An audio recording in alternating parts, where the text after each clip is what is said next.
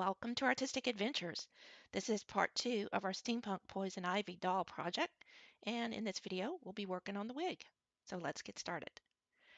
First of all, I had combed out a bunch of very pale beige colored alpaca fiber and glued the top parts together. And did this because I'm going to have to dye this to get the really vibrant red color of her wig. This is the color that I'm using, not saying it's the best. I just picked it up at Sally Beauty and it looked like the right color, so we're going to give it a try. So what we do is just put a little bit on the brush and try to make sure we get all the fibers covered. And you do have to turn it over to both sides to make sure you get it covered. And I did all of these, took quite a while. Then you have to let them dry for about 30 to 45 minutes. I probably went 45 just because I wanted to make sure that color was in there. And I didn't know how it would work on the alpaca fiber. I haven't used this particular dye before. And then I rinsed them out. And as you can see, they turned out pretty well. It did fade out a little bit to a little bit more of a pinkish purple color than I wanted, but it's still pretty red, so we're going to go with it. So I'd already made this wig cap, and you can see other videos where I've done this, and also where I've done more videos about making wigs, but we're going to go pretty fast here. I want to put a part off center, so I fold it to get the center, and then I'm making a mark just a little bit off center. Not really exactly sure how I'm going to do the hair. I have sort of an idea, but this will probably work for most of my ideas. So I cut a little slit there where we're going to put the hair for the part, and then I'm just coloring along the edge of the front here with a permanent marker to make it look really dark red, and that's just in case any of it shows through in between the hair fibers.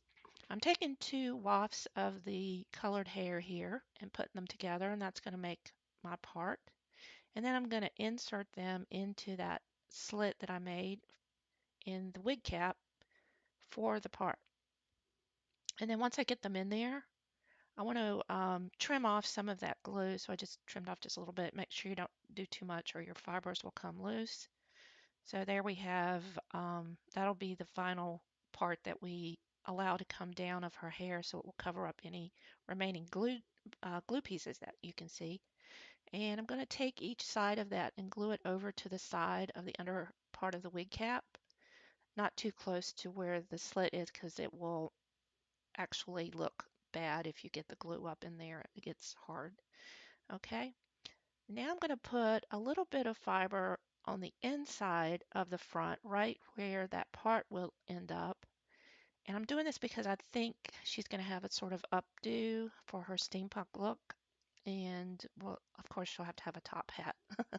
So this is maybe a little different than regular poison ivy.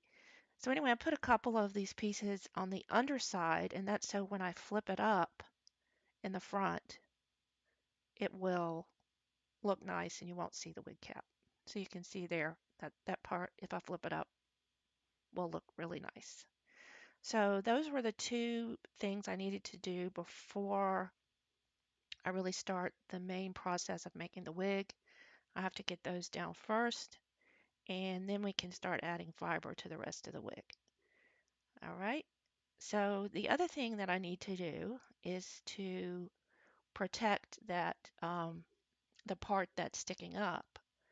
So I start by cutting off all those ragged edges of the glue and getting it down just as close as I can. And then I'm going to go ahead and glue just one piece on before I do the wrapping of that parted piece because I want to make sure I get this down without getting glue everywhere.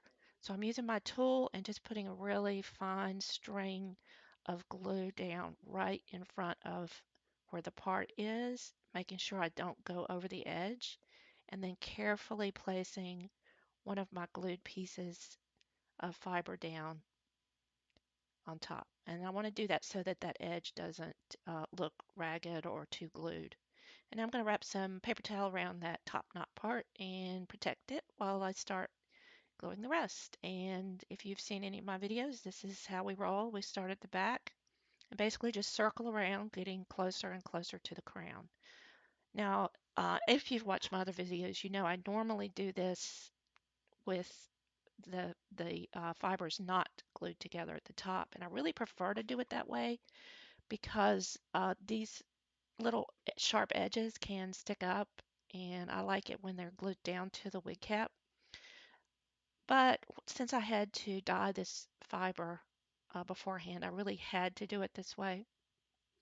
It seems like it would be easier, and it probably is in terms of attaching it and the messiness, but as far as the final wig, I really like attaching the fibers directly to the wig cap without that having glued it together first.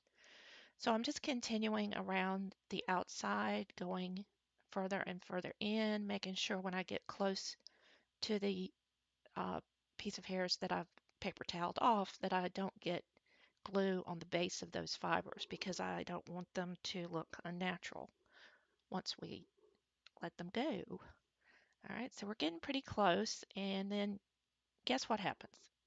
I ran out of fiber. Yep, ran out of what I'd dyed. So this was late last night, so I went ahead and finished up with what pieces that I had left. Then I got up this morning and started combing out more alpaca fiber and dyed it and let it dry. And now we're ready to get started with a few more pieces that should finish this project. Now that I'm getting the fiber on there, I do like the color of this hair. I think her hair may be a little bit more orangey colored, more of a cinnamon color, but um, this is a really pretty color. I really do like it. And one thing I will give you a tip, if you find some little areas where you didn't get the dye, you can also use your permanent marker to color any little small strands that you didn't hit with the hair dye. All right, so we've gotten all the pieces up close to our part sections. So now we can release that. And I did take my red marker and just go around and hit those ends of those strands so that they are looking red in case they show through instead of looking brown. And just combing out those sections so that they lay down nice and pretty.